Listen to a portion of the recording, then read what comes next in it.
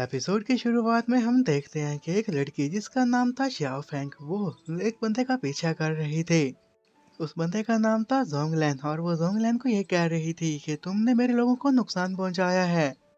वो काफी ज्यादा गुस्से में थी और श्याओ ने जैसे उसके ऊपर पीछे से अटैक किया ताकि इस अटैक को रोक पाना उस बंदे के बस की बात नहीं थी और वो नीचे गिर जाता है। उसकी हालत काफी खराब हो जाती है।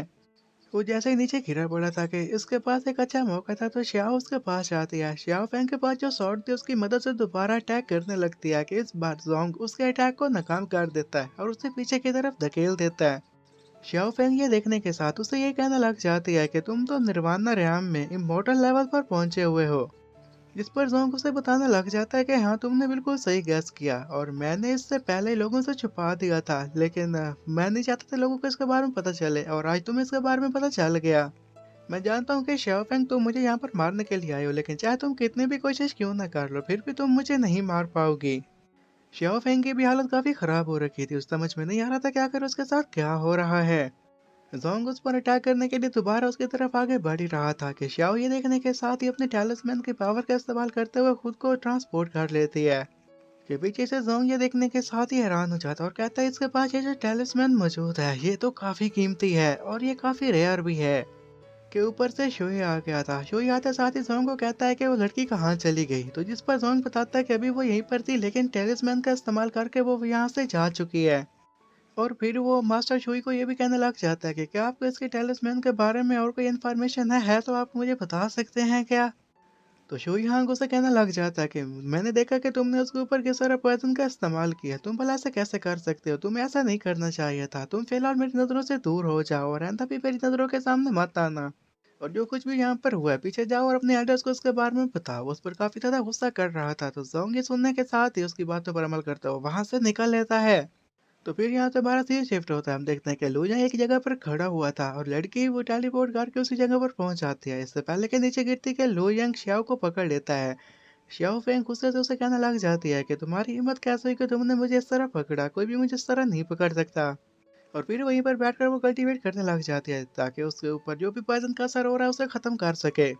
और उसकी ये हालत देखने के साथ ही लो यांग भी उसी के बारे में सोचने लग गया था और कहने लग जाता है कि लड़की तो काफी ज्यादा अजीब है और वो उसके पॉइजन के बारे में भी जान चुका था कि इसे किसी ने पॉइजन दिया है जिसकी वजह से उसकी हालत इतनी ज्यादा खराब हुई हुई है। और उसके एल्डर शेंग भी इसके बारे में जानते थे और इसी के बारे में उससे बात करने लग जाते हैं। और लू यांग भी ये देखने के साथ अपने एल्डर को यही कहता है कि एल्डर क्या आपको पता है कि इस पॉइजन को किस तरह खत्म किया जा सकता है। जिस पर मास्टर शेंग उसे ये बताने लग जाते हैं कि हाँ मेरे पास एक ऐसी तकनीक तो मौजूद है जिसका इस्तेमाल करके तुम इसके पॉइजन को खत्म कर सकते हो, लेकिन उसके लिए भी तुम्हें स्ट्रॉन्ग होना जरूरी है। क्योंकि ये जो तकनीक है इसके लिए हाई कल्टीवेशन का होना जरूरी है। तुम्हारी कल्टीवेशन लो लेवल की है तो अगर तुम इसका इस्तेमाल करना शुरू कर दोगे तो इससे तुम्हारी हालत ही खराब होना शुरू हो जाएगी।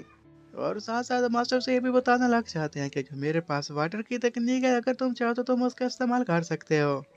क्योंकि इस वाइडर की तकनीक का इस्तेमाल करके वो उसे होश से बाहर लेकर आ सकता था और इसके बाद अगला बस यही काम करना था कि ये अपनी पावर का यूज करके उस पॉइजन को खत्म कर सके। एल्डर चैन ने अपनी उस तकनीक लू जैंग को दे दी थी। लू जैंग जल्दी उस तकनीक को सीख लेता है और सीखने के साथ ही फिर श्याओ की तरफ आगे बढ़ने लग जाता है।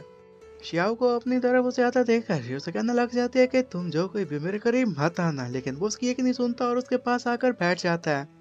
लो यांग तो ये कहने लग जाता है कि तुम फिक्र मत करो, मैं तुम्हें कोई भी नुकसान नहीं पहुंचाऊंगा बल्कि तुम्हारे इस पॉइजन को खत्म करने में तुम्हारी मदद करूंगा। और फिर बैठकर अपनी तकनीक का इस्तेमाल करने लग जाता है जो कि उसके मास्टर ने उसे दी थी ताकि उसके पॉइजन को खत्म किया जा सके। और थोड़ी ही देर में वो उसके असर को काफी हद तक खत्म करने में कामयाब भी हो जाता है। ये देखने के साथ ही वो लड़की खुश हो जाती है और उसे सबके लिए थैंक्स कहती है। वो फिर भी वहां पर बैठकर अपराधन के असर को और खत्म करने की कोशिश करने लग जाती है। थोड़ी देर के बाद लू फैंग उससे आकर कहने लग जाता है कि तुम्हारा रैम काफी ऊपर का है, तो 9th लेवल की गॉड हो तो तुम जरूर किसी अपर रैम से आई हुई होगी। इस पर शाओ से बताने लग जाती है कि मैं जैंग नामी एल्डर की चीफ प्रिंसिपल हूँ और उसे फिर अपना नाम बताती है और उससे कहती है कि तुम्हारा नाम क्या है। लो यांग भी उसे अपना नाम बताने लग जाता है। उसे ये भी बताने लग जाता है कि मैं सॉर्ड डोमेन से यहाँ पर आया हूँ। शाओ इतना सुनने के साथ ही थोड़ी सी हैरान हो जाते हैं और कहने लग जाते हैं कि मेरे ग्रैंड मास्टर भी शॉर्ट डोमेन से ही बिलोंग रखते हैं। लो यंग भी उसे बता देता है कि मैं भी जैंग का ही अगला होने वाला डिसेंडेंट हूँ। तो ये सुनने के साथ ही वो खुश हो जाते हैं और कहते हैं कि मुझे तो यकीन नहीं आ रहा कि तुम ग्रैंड मास्टर के अगले डिसेंडेंट हो। लो यंग उसे ये भी बताने लग जाता है कि जब मेरी उससे मुलाकात हुई थी उसने अपनी कुछ तकनीक के बारे में मुझे बताया था, कुछ शॉर्ट तकनीक के भी मुझे सिखाई थी।